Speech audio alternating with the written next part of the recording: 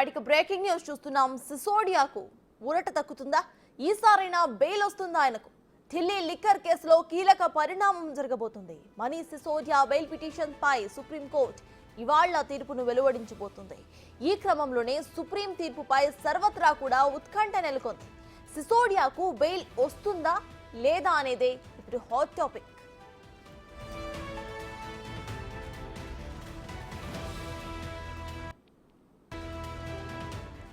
Delhi liquor కేసులో గత ఏడాది ఫిబ్రవరి 26న సిసోడియా అరెస్ట్ అయ్యారు. దాదాపు 17 నెలలకు పైగానే సిసోడియా జైలులోనే ఉన్నారు.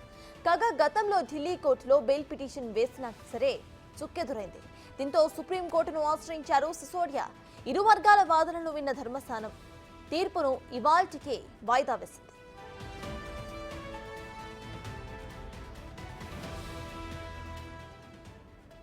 సిసోడియా తరపున సీనియర్ న్యాయవాది అభిషేక్ సింఘ్వి సిసోడియాకు సుదీర్ఘ జైలు శిక్ష కొనసాగాలని శిక్ష ఉండాల్సిన అవసరం లేదని గతంలో సుప్రీంకోర్టు చేసిన వ్యాఖ్యలని ప్రస్తావించారు. అయితే ఒక కేసులో ఛార్జ్షీటు వేశాక ఆ వెంటనే వాదనలు మొదలవ్వాలి. కానీ అలాంటిదేమీ జరగలేదని, పైగా సరైన ఆధారాలు కూడా లేవని వీటిని దృష్టిలో ఉంచుకుని సింఘ్వి బెంచ్ దృష్టికి తీసుకువెళ్లారు.